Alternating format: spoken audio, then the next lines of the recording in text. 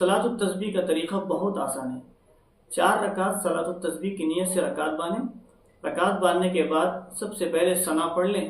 ثنا پڑھنے کے بعد 15 مرتبہ سبحان اللہ والحمد للہ ولا الہ الا اللہ واللہ اکبر اتنا ہی پڑھنا ہے۔ یہ 15 مرتبہ پڑھیں گے۔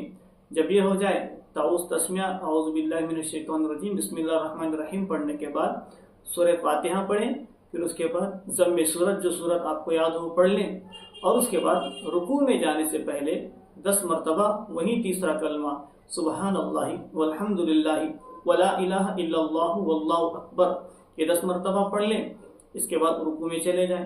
رکوع میں جانے کے بعد 3 مرتبہ سبحان رب العظیم کہیں، پھر 10 مرتبہ وہی تیسرا کلمہ سبحان اللہ والحمد للہ والا۔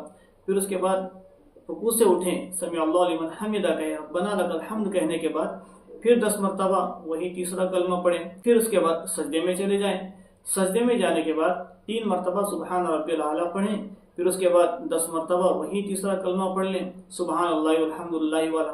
سجدے سے اٹھنے کے بعد دونوں سجدے کے درمیان پھر 10 مرتبہ اسی طریقے سے پڑھیں گے، اور دوسرے سجدے میں جائیں گے تو اس میں بھی 10 مرتبہ یہی کلمہ پڑھیں گے۔ اس طریقے سے ایک رکعت مکمل ہوئی، اور ایک رکعت میں 75 مرتبہ یہ تیسرا کلمہ دہرایا گیا۔